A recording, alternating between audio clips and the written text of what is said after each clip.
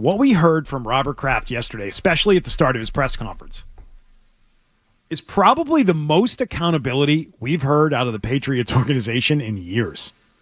We didn't get a lot of accountability from Bill Belichick on things. We didn't really hear a lot of accountability from ownership last year when there was a departure of arguably the greatest head coach of all time. There hasn't been a lot of people taking blame and putting it on themselves and being accountable for things being as mediocre to downright bad as they've been here. And yesterday was the first sort of time that I can remember in recent memory that someone said, you know what, this is bad and you can blame me. I screwed up. I was going to say, Beetle, if he ended it after his first 6 words, I think everyone would have been fine when he, patted his chest and he said, this whole situation is on me. Could have ended it right there. That was a strong way to start. I mean, don't end it there, but you get my point. That was the tone of it, and I agree. The brevity of it was awesome as well. This whole situation is on me.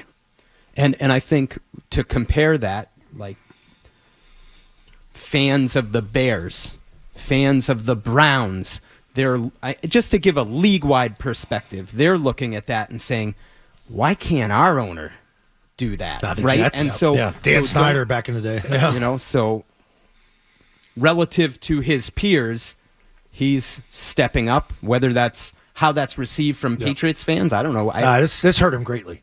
This whole process of it and not working hurt him greatly. And how much did this help turn it back around in your view? What, to get it back on track? I think it had to be done immediately. If you think you've got a shot at a viable guy that can fix this. But help. They need help. I think what I'm asking is, how much do you think Robert Kraft's performance yesterday helped, I guess, turn it around or get I thought that's Robert. Robert back, has his best. Get people that's back. Genuine. He won the fan base back doing that. Now, there's more to do, but I think if you're a fan, like you're saying that, and you talk like you're the voice for the fan, people wanted him gone. It's like 97, 98%, 98.5% when anybody puts these polls on. Or any of the shows, NBC Boston that we're on, over the 90%. night stuff, the news, over 90% people want him gone. And they're sitting there looking at this. They're looking at people with bags on their heads there during the day like, what are we doing? We need to fix this and fix this now, Jonathan. Let's go. I don't think the press conference wins people back. I think the actions win people back. Get your attention. But the press conference still has to happen, and it was the best one he's had in a very long time. And it was the polar opposite of what they did a year ago with that dog and pony show with Belichick going out the door. It was the opposite of that. It was taking ownership of it and saying, this is what we're doing. We're keeping it quick and to the point, and it was just a no-nonsense start to that press conference yesterday. Yeah, so to your point, a first step, but has to be followed by decisive action, right? To get it back going, and that's where we go with the head coaching stuff and see where they go from there. But I agree with you. I think it was a good step in that direction. Good start to the offseason here. Yes. How wide do you think the coaching search will be? We've been talking about that this morning. How many candidates do you think they'll have? I was listening to you guys driving in. Think of what he said yesterday. They're going to go move fast. So that stood out to me. That was one part of what Robert Kraft said. 5 to 7, just to throw numbers out there. I mean, we know by the rules you're going to have at least 4, right? Because we know Ben Johnson has the request has been in. We know Vrabel will ultimately be there, even if that hasn't happened yet. You have multiple Rooney Rule interviews that you'll do. So that's 4 right there. And Beetle, I heard what you said. I agree. I mean, if they end on Vrabel because that's where the process took them, great. And maybe that's where they think it's going. But I do think it's important to be open-minded, not just for who's your next head coach, but for the future, right? And the point you said, Beetle, that I would amplify is the way it went last year. Like that didn't serve them well in the short term or the long term because they don't even have a foundation to fall back on when they go do it this year because they didn't do this last year. Does that mean they'll also be searching for new front office personnel eventually? So to me, this is all dictated on who the head coach is. And so I let's use Vrabel as an example. Looks like he might interview when all is said and done with the 5 openings, all 5 openings. And if another team is willing to say, you bring in whoever you want, well, isn't that going to be more attractive to him than a team here that says, well, we would love you to be the head coach. You'll be working here with Elliott Wolf and Alonzo Highsmith, and I'm Mike Vrabel, and I'm saying to myself, well, I've seen how this works before. I was in Tennessee, and Rand Carthen I was told he was my new general manager, and, soon after I got the boot. Yeah. So to answer your question, Beetle, I think a lot will depend on which head coach they hire, and that actually really interests me, because if Elliott Wolf and Alonzo Highsmith are part of the interview process, would they just by human nature be more inclined to push a candidate that might protect their own real estate? Great point. Kind of like Atlanta, when the guys in Atlanta did not want Bill Belichick as their head coach because they knew he would be impeding on that real estate. And so he went right down the list. He felt. And you would hope that ultimately they would put the organization's best interests above all else, and whoever the best candidate is, regardless of what that means for them. But I think we all have instincts in human nature that, well, what about me?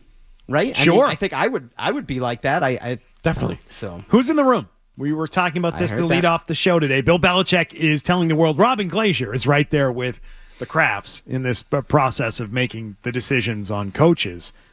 Is it Robert, Jonathan, and Highsmith and Elliott Wolf? Is it those four? Who else will be in the room here? So I feel like that's the definitive four based on what's on the record. That's what he said yesterday. Is there a possibility there's more people in there? Yes. We don't know that. I don't know the answer to that. And specific to Robin, like, I think everyone knows this, but just like what her job is, executive vice president of football business. What does that mean? Okay. Exactly. So in your mind? so It's the old Jack Mueller that- job, right? So sort of. So Nobody knows what it's that not means. just it's okay. but so- Help us. Jack You Mueller, guys. real quick. Jack You guys, Mueller is a help us on this. former agent, former big sports agent. Okay. And my early days here, this is when Jack was upstairs. Jack would work a lot on contracts and cap and that stuff. Okay. But never be down there picking players. So just, and this is my understanding of it. Okay, it's not just Robin doesn't just do football. They have all, like we've heard Robert Kraft talk about all the other businesses. She's involved in that too, and as very loyal to the Krafts, and the Krafts are very loyal to Robin. And it's legal, like you said, Zoe, Jack Mueller, the old job. It's all the compliance with the league. Like, this is a good example of when you're hiring a head coach, offensive coordinator, you have to, like, the rules you have to follow. There's a lot there. Like, it's not just like 4 bullet points. So she's going to make sure the team is in compliance with what the league needs, human resources, stuff, so it's a wide net there. Like, so that's And she was in coaching interviews last I year. I heard that. Yeah. With Gerard Mayo interviewing assistant candidates, right? And I wonder, and this is speculatory, and so I want to be careful here. I think when the year started, I think she was like a specific advisor to Gerard. Like, there was a strong link there, and I think ultimately that evolved as Gerard got settled in to take on a different shape from the way it looked at the start.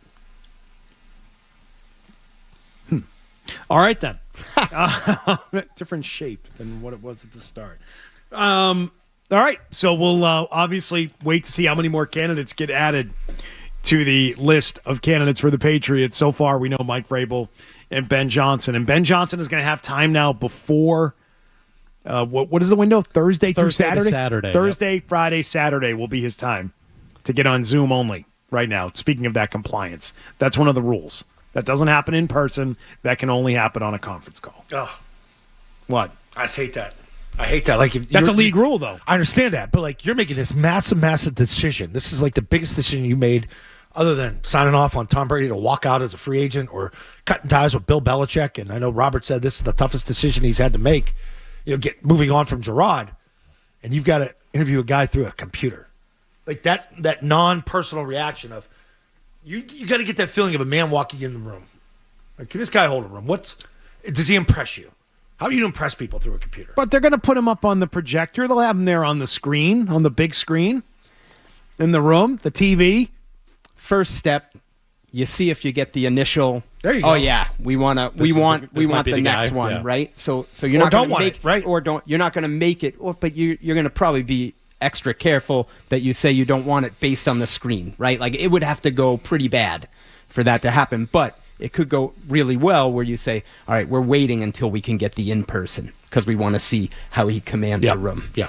Hey, if you like that clip, check out more videos from Zolak and Bertrand right here. For more Patriots analysis and opinion, hit this playlist. And for all the latest from the Sports Hub, download the app at 985thesportshub.com.